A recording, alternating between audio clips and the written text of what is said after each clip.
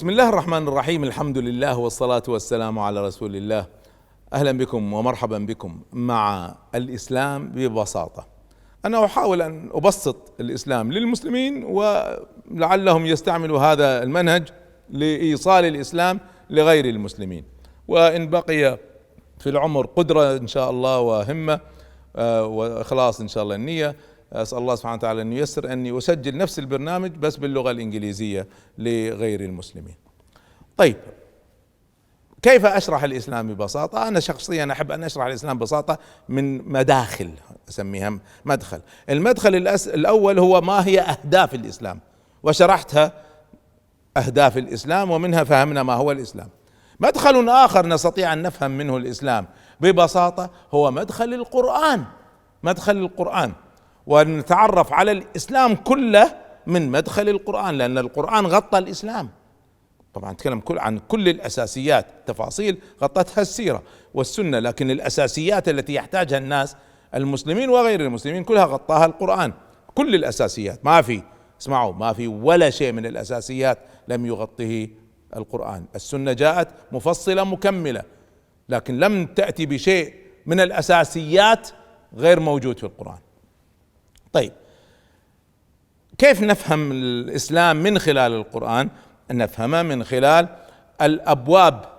القرآن مقسم أبواب بس بطريقة الدوائر، فارجعوا إلى حلقة السلسلة والدوائر من فضلكم، هذه ستشرح لكم المنهجية التي القرآن يعرض بها أبوابه.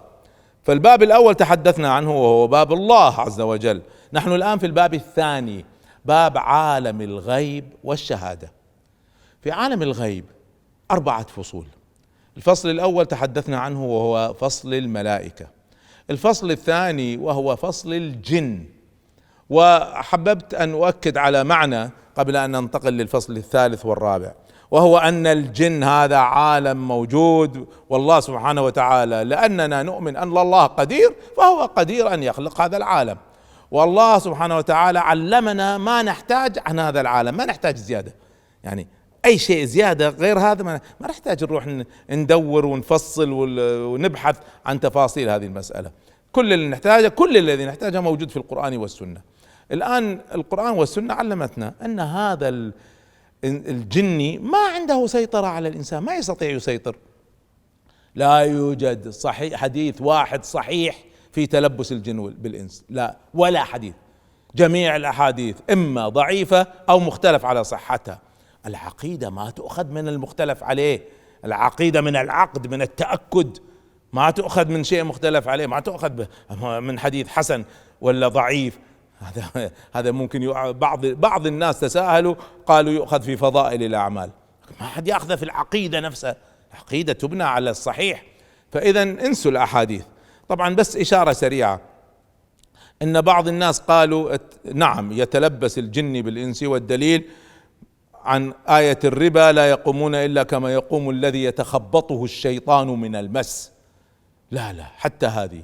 أولا العرب كانوا يسموا الإنسان المصروع، مرض الصرع، تخبطه الشيطان، فالقرآن قاعد يستعمل هذا أنه المصروع. على فكرة أن المقصود يشبه المصروع، هذا تكلم عنها تقريبا كل المفسرين. الآن هل ممكن يعني التخبط الشيطان، تلبس الشيطان بالإنسي، الجن يتلبس طبعا ممكن كمعنى، لكن هل هناك دليل على هذه المسألة؟ لا يوجد دليل، بل بالعكس الدليل على عكسها. ليش؟ إذا قلنا أن مس الشيطان يعني تلبس الشيطان بالإنسي، الشيطان تلبس الإنسي وسيطر على جسمه وبدأ يتحكم فيه، هذا أولا يخالف الحديث أن الرسول صلى الله عليه وسلم يقول لنا أن رفع القلم عن 3: المجنون حتى يفيق، والصغير حتى يبلغ، والنائم حتى يستيقظ. طيب اللي سيطر عليه الجني هذا محاسب؟ إذا مسيطر عليه ليش يحاسب؟ مسكين ما ايش ذنبه. فلازم الحديث يقول على 4، الحديث يقول 3، هذه واحدة. شيء ثاني، إذا فسرنا أن مس الشيطان معناها التلبس، معناها أن أيوب عليه السلام تلبسه الشيطان. ليش؟ ألا يقول أيوب في القرآن الكريم رب إني مسني الشيطان بنصب وعذاب، فإذا فسرنا مس الشيطان هنا بالتلبس لازم نفسرها هنا بالتلبس. طبعا ممكن واحد يفسرها على كيف، على كل حال هذا اختلاف بين العلماء. أنا شخصيا المسألة محسومة عندي أنه لا يمكن أن يتلبس ولا يملك، والقرآن كرر هذا كثيرا، لا يملك أي سلطان إلا الوسوسة. فهذا شوية حديث عن عالم الجن. عالم ثالث هو عالم الغيب. عالم الغيب، احنا قلنا ان الغيب كل ما غاب عنا. طيب هل يوجد اشياء تغيب عنا غير الجن وغير الملائكة؟ طبعا كثير اشياء تغيب عنا. ليش الجراثيم ما تغيب عنا؟ اجزاء الذرة ما تغيب عنا، وهذه ايضا اشار اليها القرآن الكريم: ما يعزب عنه من مثقال ذرة في السماوات والارض ولا اصغر من ذلك. انا ما زلت اتذكر وانا في الثانوي هذا الاستاذ المبارك الله يحفظه ويغفر له الذي درسني الفيزياء، فاذكر ولا انسى انه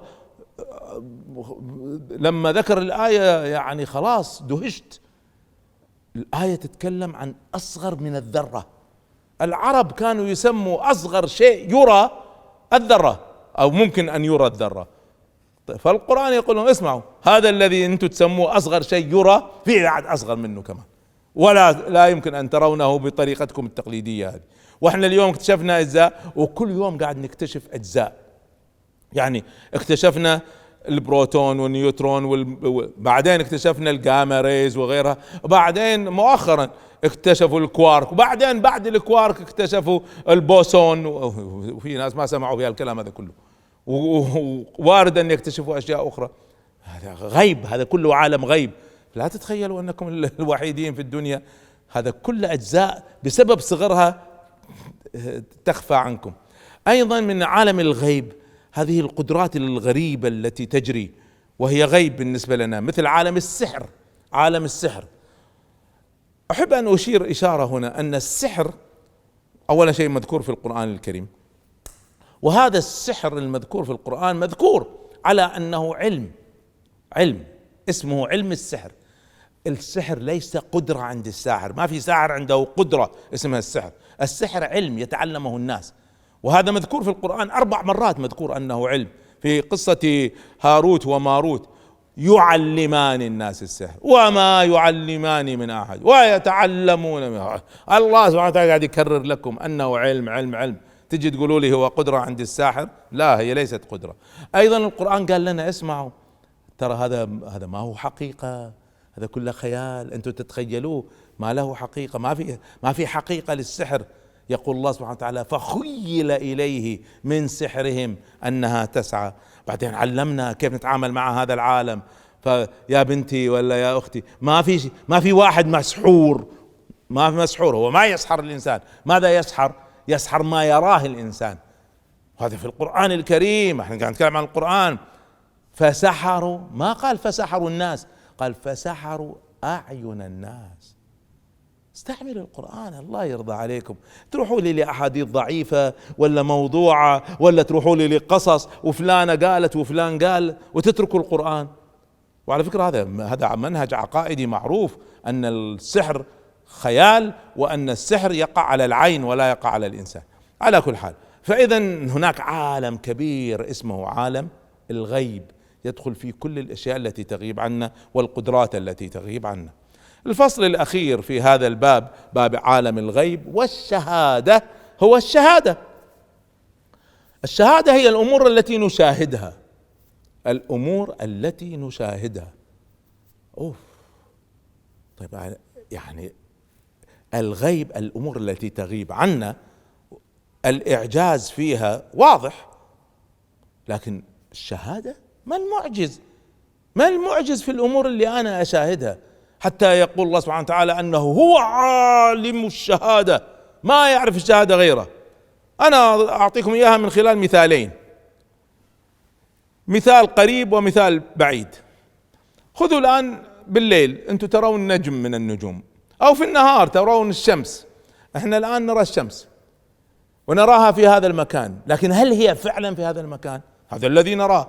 لكن علميا ثابت بلا خلاف أن الذي نراه هو صورة الشمس قبل 8 دقائق، لأن الشمس عشان نراها لازم النور يخرج منها ويصل إلى أعيننا، وبسبب المسافة النور يخرج من الشمس يصل إلى أعيننا بعد 8 دقائق. فإذا اللي أنا قاعد أشوفه الآن، الشمس اللي أنا متأكد 100% أنها هنا، هي في الحقيقة ليست هنا، هي تحركت من مكانها. اللي قاعد أشوفه هو الشمس قبل 8 دقائق. الآن خذوا نجم يبعد عنا 1,000,000 سنة ضوئية. يعني إيش؟ على فكرة السنة الضوئية هي ليست زمن، السنة الضوئية ليست زمنا، السنة الضوئية مسافة من مقاييس المسافة وليست مقاييس الزمن. إذا لما نقول 1,000,000 سنة ضوئية ماذا نعني؟ يعني أن هذا النجم اللي بعيد عني 1,000,000 سنة ضوئية أرسل نوره أو انعكس النور منه إلي قبل 1,000,000 سنة، الآن وصلني. فالآن اللي قاعد أشوفه هو ليس هذا النجم، أنا قاعد أشوف صورة النجم قبل 1,000,000 سنة، لأن الآن وصلني. طيب ماذا عن النجم الذي أخذ 100,000,000 سنة عشان يصلني؟ طيب هذا النجم يمكن يكون انفجر واندثر وخلص، أنا شايفه موجود بس الحقيقة هو غير موجود. هذا عالم ايش اسمه؟ عالم الشهادة. طيب هل هو موجود ولا لا؟ ما ندري، ما حد يدري، ما يعرف إلا الله عز وجل. هذا عالم الشهادة، هذا الشيء البعيد. الآن خذوا شيء قريب. اليوم كنت أدردش مع أهلي، فتقول لي أستاذ عندهم يسألهم في أمريكا، يقول ما هو الأحمر؟ الآن اسألي نفسك يا بنتي، اسأل نفسك، اللون الأحمر عرفه، اشرح اللون الأحمر لإنسان لا يعرف الألوان. ما هو اللون الأحمر؟ ما يعرف، واحد ما عمره يعرف الألوان، واحد أعمى لم يرى ألوان في حياته، اشرح له اللون الأحمر ما هو، كيف تشرحه؟ هذا عالم الشهادة، عالم الشهادة. طيب هل الأحمر اللي أنا أراه هو نفس الأحمر الذي أنت تراه؟ ما ندري، هذا كله عالم الشهادة.